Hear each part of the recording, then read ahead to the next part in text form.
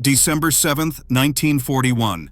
Pearl Harbor burns as Japanese admirals believe they have struck a decisive blow, but amid the triumph, Admiral Yamamoto is consumed by dread. "I fear all we have done is to awaken a sleeping giant." This is when Japanese admirals realized Pearl Harbor was a mistake. The story of how victory's euphoria turned to regret as the consequences unfolded. What did Japan's leaders see in those first days that warned them their greatest attack could become their greatest undoing? At 07:58 on December 7, 1941, the thunder of bombs and torpedoes ripped through the calm of Pearl Harbor. In less than 2 hours, 8 American battleships lay sunk or crippled, and more than 2,400 Americans were dead. On the flagship Akagi, officers gripped the railings, watching columns of smoke rise, convinced they had delivered a blow that would force the United States to its knees. The air crackled with relief and pride. Yet, standing apart from the celebration, Admiral Isoroku Yamamoto offered no smile. He had spent years in America, studying its people and its factories. He knew the scale of what Japan had just challenged. In the first reports reaching the fleet, the numbers seemed to confirm victory. Battleships Oklahoma and Arizona destroyed, California and West Virginia sunk at their moorings, hundreds of aircraft shredded on the ground. But as the adrenaline faded, Yamamoto's mind turned to what had not been accomplished. The American aircraft carriers were missing, still at sea and untouched. The fuel depots, dry docks, and submarine base, the true backbone of the Pacific Fleet, remained intact. The losses inflicted were real, but the tools America needed to rebuild and strike back had survived. Yamamoto's staff exchanged congratulations, but the admiral's thoughts ran deeper. In a private letter weeks later, he wrote, "The attack on Pearl Harbor succeeded due to American carelessness and negligence. However, the real battle is yet to come." Even in triumph, he sensed the cost. The weight of responsibility pressed on him as the fleet turned for home. The world saw a stunning victory, but for Yamamoto, a single persistent doubt lingered beneath the surface. Japanese naval doctrine in the decades before Pearl Harbor revolved around a single unshakable belief that wars at sea would be decided by a climactic head-to-head clash, Kantai Kessen. The combined fleet's top-secret Operation Order No. 1, issued on November 5, 1941, reflected this mindset. Battleships were seen as the heart of naval power, and every major exercise and war game drilled officers to seek out and destroy enemy capital ships. Even as carrier aviation advanced, the doctrine remained anchored to the image of a decisive surface battle. Captain Minoru Genda, a brilliant tactician and Yamamoto's trusted planner, was tasked in early 1941 with turning the admiral's vision into reality. Genda's studies showed that a sudden carrier strike could cripple the Pacific Fleet, buying time for Japan's southern expansion. Yet the plan's final approval came only in late autumn, leaving little margin for error. The operation's late start meant intelligence was patchy, and the task force would have to travel thousands of miles under strict radio silence, risking everything on surprise. Target selection followed doctrine. Battleships and airfields topped the list. Infrastructure like fuel tanks, dry docks, and repair shops were given secondary importance. Planners believed that sinking warships would paralyze American resistance, making a negotiated peace possible. Orders to withdraw quickly after the attack, fearing a counterstrike from missing U.S. carriers, further limited what could be accomplished. The result was a meticulously rehearsed operation that hit hard, but left the true foundations of American naval power standing. In the months ahead, the same doctrine would drive Japan's navy to seek the decisive battle it had always imagined, never fully reckoning with what had been left undone in those first critical hours. April 18, 1942, 16 American B-25 bombers roar off the deck of the USS Hornet, skimming low over the Pacific. Their target? Tokyo. The Doolittle raid catches Japan's military leadership off guard. For the first time, bombs rain down on Tokyo, Yokohama, and Nagoya. The physical damage is minor. Factories and military sites suffer only light hits, but the psychological impact is electric. Air raid sirens wail through the capital. Fires burn in the heart of the empire. For the Japanese public, the home islands had seemed untouchable. Now, that sense of invulnerability vanishes in a single morning. Inside the Imperial Navy's headquarters, the mood turns from confidence to alarm. Staff officers gather around hastily called meetings, scanning maps and intelligence reports. Minutes from these conferences record a new urgency. Admiral Yamamoto and his colleagues realize that America's reach extends far beyond what they had prepared for. The Pacific is no longer a buffer. The enemy can strike at the core of Japan itself. The Doolittle raid is more than a surprise. It exposes the limits of Japan's perimeter and the flaws in their assumptions. Senior admirals push for a decisive battle, convinced that only by luring the American carriers into a trap can they restore control. Plans accelerate for a major operation in the Central Pacific. The shock of April 1942 becomes a driving force. Fear, pride, and the need to reclaim initiative all converge. The search for a decisive victory now feels desperate, not just bold. June 4th, 1942. Dawn breaks over the Pacific as the Japanese carrier strike force, led by Vice Admiral Chuichi Nagumo, prepares for what was expected to be the climactic battle to end American resistance. 4 carriers, Akagi, Kaga, Soryu, and Hiryu, form the backbone of the fleet. Each deck bristles with bombers and fighters, every crewman drilled for this moment. The plan is to lure out the last U.S. carriers and crush them, restoring the sense of control lost after the Doolittle raid. American codebreakers, however, have already deciphered the Japanese plan.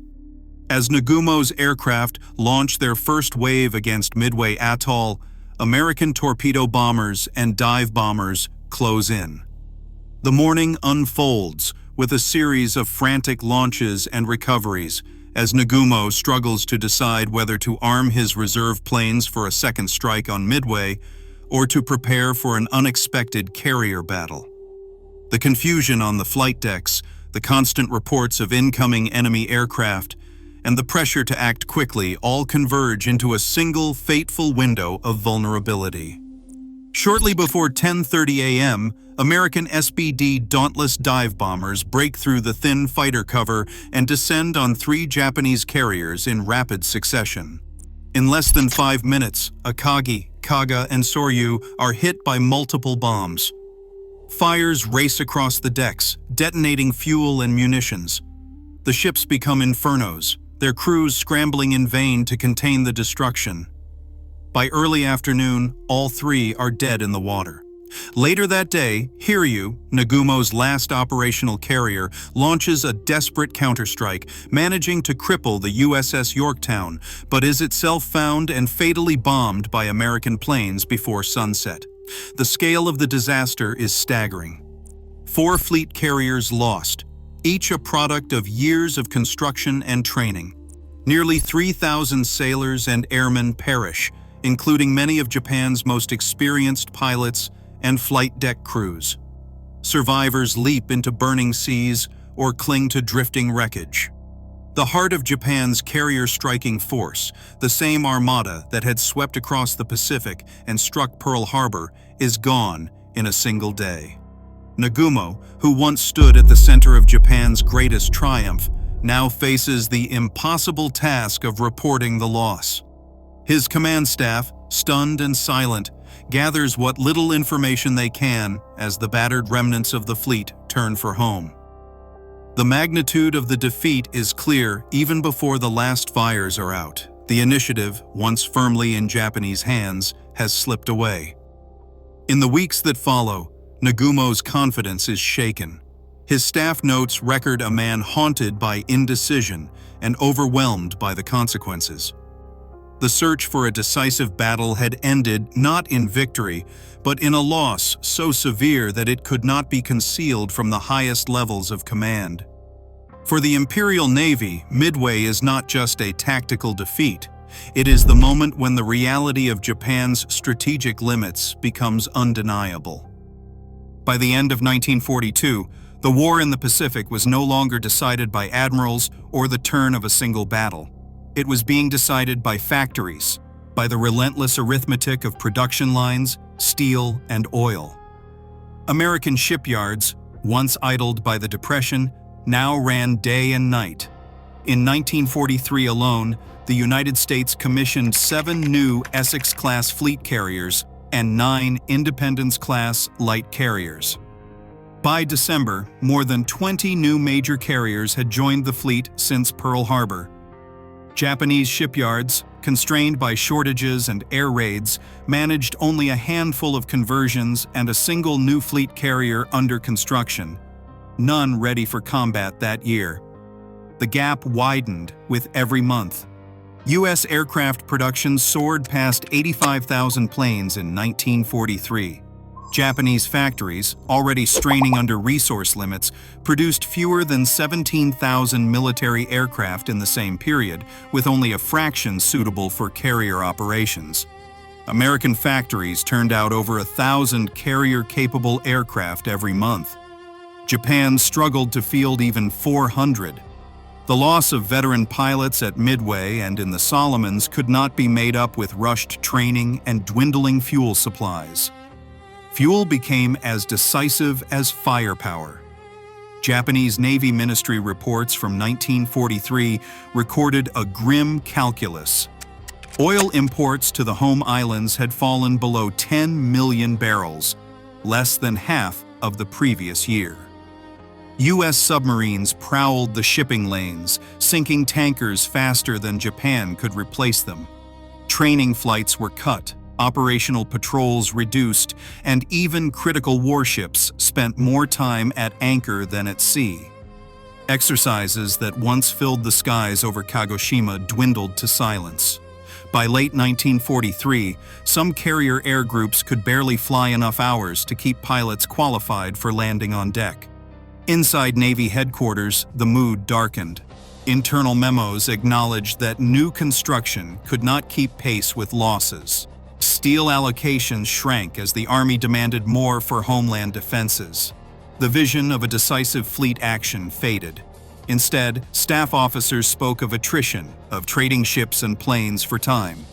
Yamamoto, the architect of Pearl Harbor and the only admiral with first-hand knowledge of America's industrial might, would not see this new phase. On April 18, 1943, American codebreakers intercepted his flight plan. U.S. fighter planes ambushed and killed him over Bougainville, Operation Vengeance, as the Americans called it. His death struck a blow both practical and symbolic. The Navy had lost its sharpest strategist, just as the war was turning into a contest of output and endurance. Monthly reports told the story in numbers. By late 1943, the U.S. launched more new carriers in a single month than Japan could in a year. American oil flowed without limit, fueling fleets that could cross oceans at will. Japanese planners, once confident in their qualitative edge, now faced a war of numbers they could not win. Every ship sunk, every pilot lost, became irreplaceable. The logic of attrition was merciless. The outcome, though not yet final, was already being written in the ledgers of shipyards and refineries thousands of miles from the front. June 19, 1944. Over the Philippine Sea, the Imperial Japanese Navy launches wave after wave of aircraft, hoping to turn back the American fleet advancing on the Marianas. In the space of a single day, more than 400 Japanese planes are shot down or lost. Pilots, many barely out of training, never return. U.S. gunners and fighter pilots call it the Great Marianas Turkey Shoot. The scale of destruction is unlike anything seen before. Entire squadrons vanish before reaching their targets, carrier decks are left eerily empty, and the radios crackle with desperate, unanswered calls. Admiral Jisaburo Ozawa, commanding from his flagship, receives the loss reports in grim succession. By nightfall, 3 Japanese carriers, Taiho, Shokaku, and Hio, are gone, sunk by torpedoes and bombs. Survivors crowd the water, clinging to wreckage as oil burns around them.